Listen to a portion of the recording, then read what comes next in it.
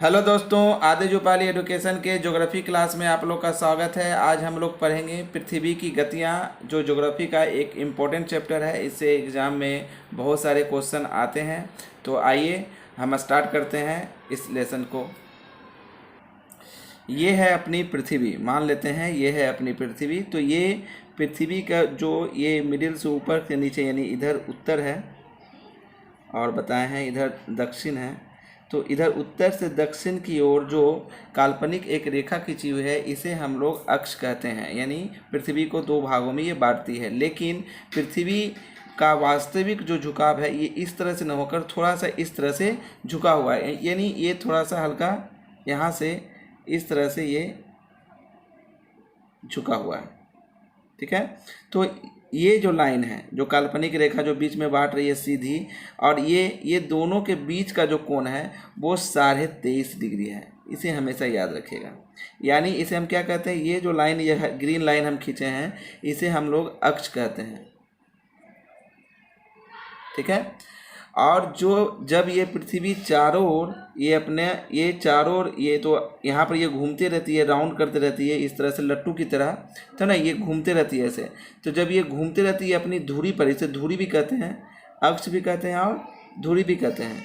तो जब ये अपनी धुरी पर कंटिन्यू किधर से किधर की ओर घूमती है, ये घूमती है पश्चिम से पूर्व की ओर, पश्चिम से पूर्व की ओर घूमती है।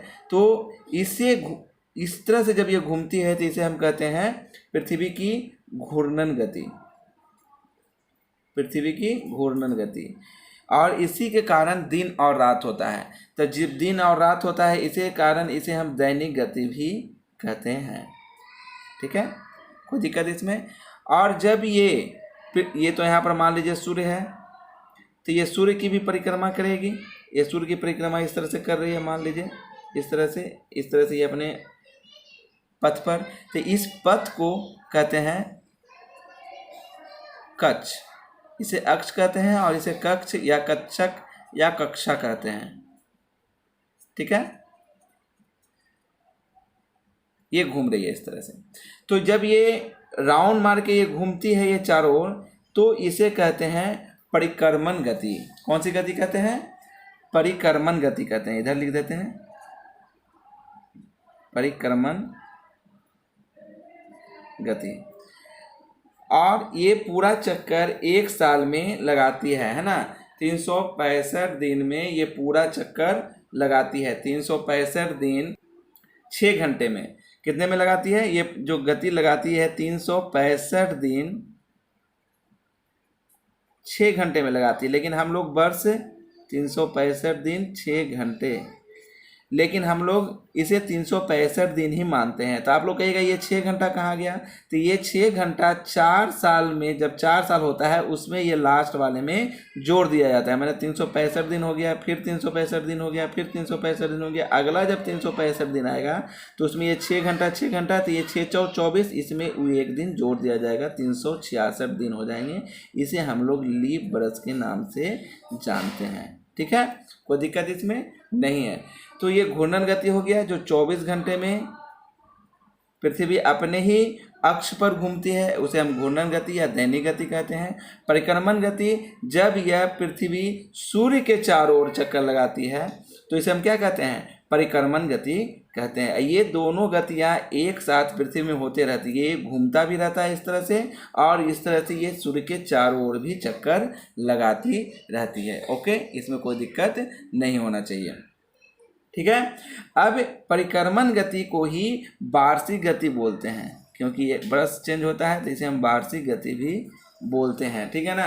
तो परिक्रमण गति, इसके कारण दिन और रात होता है। इस गति के कारण क्या होता है? दिन और रात। ठीक है। और इसके कारण होता है ऋतु परिवर्तन।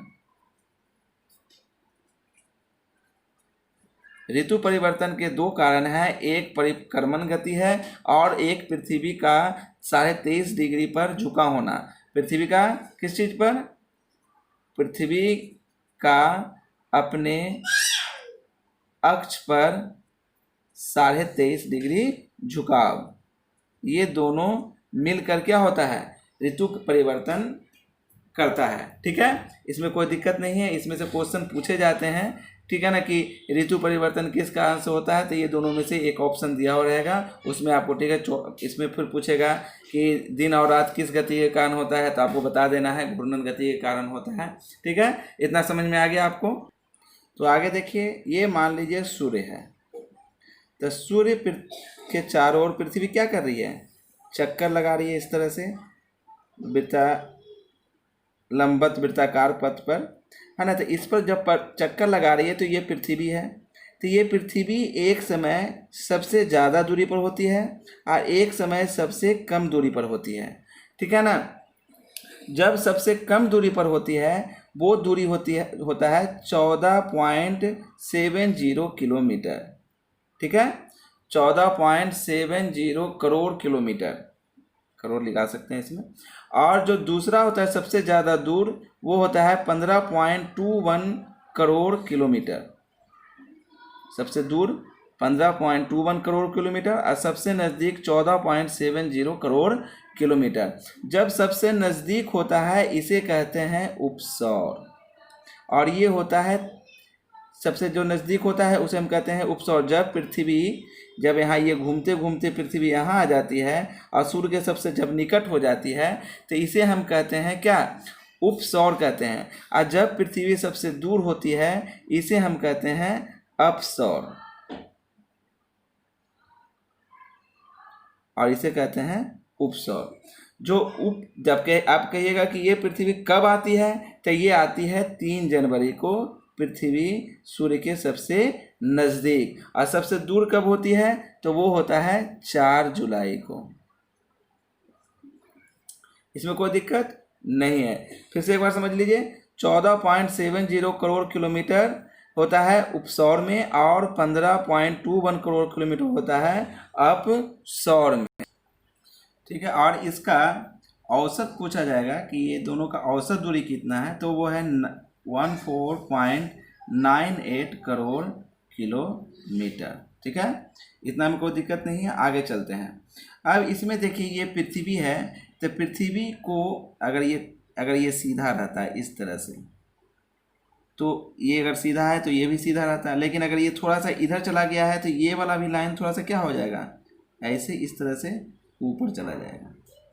ठीक है, तो ये जो काल्पनिक रेखा है जो पृथ्वी के 2 भागों में बांट रही है, उत्तरी गोलार्ध और दक्षिणी गोलार्ध, इसको इधर वाले को उत्तर हो गया तो इधर उत्तरी गोलार्ध हो गया, और दक्षिण वाले को जो नीचे है उसको दक्षिणी गोलार्ध कहते हैं। तो इस जो काल्पनिक रेखा है इसे कहते हैं विषुवत रेखा।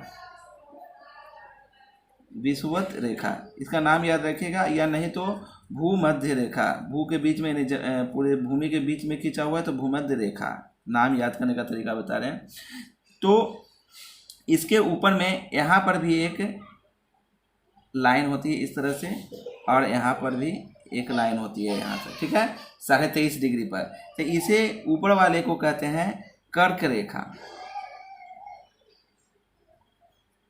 कर्क रेखा, और नीचे वाले को कहते हैं मकर रेखा। ठीक है, कैसे याद रखिएगा, ऊपर वाला कर्क नीचे मकर। तो देखिएगा ये छोटा है, ऊपर से स्टार्ट होगा 1 2 3, तो छोटा है, तो कर्क में 2 ही नंबर है कर्क, और इसमें 3 है मकर। ठीक है ना, तो ऐसे याद हो गया। ये 23.5 डिग्री पर है ऊपर में, और ये है 23.5 डिग्री यहाँ से, ये 0 डिग्री पर है, ये 23.5 डिग्री ऊपर है, ये 23.5 डिग्री नीचे। अब इसमें समझिएगा कि अब ये सूर्य यहाँ पर चमक रहा है। ठीक है ना, तो जब सूर्य की किरणें इस पर यहाँ से सीधे पड़ेगी, इस पर, किस पर, विषुवत रेखा पर, तो सबसे पहले अगर सीधी पड़ रही है तो उसे हम कहते हैं विषुव। क्या कहते हैं, विषुव। क्यों कहते हैं, यहाँ पर विषुवत रेखा है तो इसको विषुव याद रख लेंगे कि विषुव कहेंगे उसे।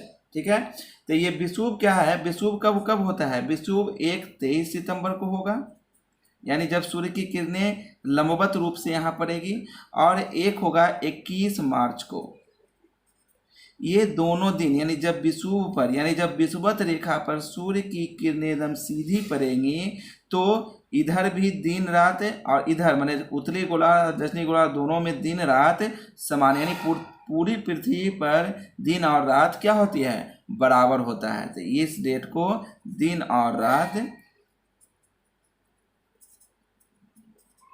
बराबर होता है। ऐसा क्वेश्चन आता है, क्वेश्चन कर देगा 23 सितंबर को क्या होता है, पृथ्वी पर दिन और रात बराबर होते हैं, एक डेट और कौन सा है जहाँ जब दिन और रात बराबर होता है, तो वो 21 मार्च है। ठीक है ना, इस तरह से क्वेश्चन आपसे पूछ सकता है। ठीक है, 21 जो ये 23 सितंबर है, इसे हम कहते हैं बसंत विषुव। दोनों का नाम अलग अलग हो गया। ठीक है, विषुव तो दोनों है, लेकिन ऊपर वाले जो 23 सितंबर इसको बसंत विषुव कहेंगे, और ये जो 21 मार्च है इसे कहेंगे शरद विषुव। ठीक है, कोई दिक्कत नहीं है इसमें। और जब यही किरण कर्क रेखा पर लंबवत रूप से पड़ेगी तो उस दिन होता है कर्क संक्रांति। और ये कब होता है, ये होता है 21 जून को। कब होता है, 21 जून को। तो याद रखिएगा, जब यहाँ सीधा पड़ेगा तो इस दिन क्या होगा, यहाँ कर्क रेखा पर दिन सबसे बड़ा होगा, दिन बड़ा होगा और रातें छोटी होगी। यानी 21 जून को दिन सबसे बड़ा रहेगा और रात छोटी होगी। उसका उलट मकर रेखा पर इस दिन दिन छोटा होगा और रात बड़ी होगी। इसका उलट हो जाएगा ना, इधर इधर इस पर अगर सूर्य यहाँ सीधा पड़ रहा है तो यहाँ पर नहीं पड़ रहा है, तो इसका उलट हो जाएगा। यहाँ दिन बड़ा है तो यहाँ दिन छोटा हो जाएगा और रातें बड़ी हो जाएंगी। यहाँ दिन बड़ा है, रातें छोटी है। ठीक है, कोई कन्फ्यूजन नहीं है। और जब यही किरणें मकर रेखा पर पड़ जाएगी सीधी, कौन सी रेखा पर पड़ जाएगी, मकर रेखा पर सीधी पड़ जाएगी, तो उसे हम लोग कहते हैं मकर संक्रांति। और ये होता है, ये कब होता है, इसका भी डेट आप लोग 22 दिसंबर को, 22 दिसंबर को। ठीक है ना, ऐसे कहते हैं मकर संक्रांति। इस दिन, अब इस दिन यहाँ पर क्या होगा, दिन बड़ा होगा, माने क्योंकि सूर्य की किरणें सीधी पड़ रही है तो दिन बड़ा और रातें छोटी। ठीक है, कोई दिक्कत नहीं है। क्वेश्चन इसे उलट करके पूछ सकता है कि अगर सूर्य की किरणें मकर रेखा पर पड़ रही है तो दिन यहाँ बड़ा है, तो किस हिस्से में दिन छोटा होगा, तो इसका उलट यहाँ होगा। ठीक है, कोई दिक्कत नहीं है। इसे याद रखिएगा, इसे एक नाम से, कर्क संक्रांति को एक नाम से और जानते हैं, उत्तरी आयनांत। ठीक है, और इसे कहेंगे दक्षिणी, जो मकर संक्रांति इसे कहेंगे दक्षिणी आयनांत। ठीक है, तो आज के लेसन में जो सबसे इम्पोर्टेंट था, ये 6 जो डेट थे, 1 2, ये 3, यहाँ पर ये 4, ये 5 एंड 6, ये इम्पोर्टेंट थे। और घूर्णन गति और परिक्रमण गति। इसी के साथ आपका पृथ्वी गतियाँ समाप्त हो गई। आशा करता हूँ ये आपको पूरा समझ में आया होगा।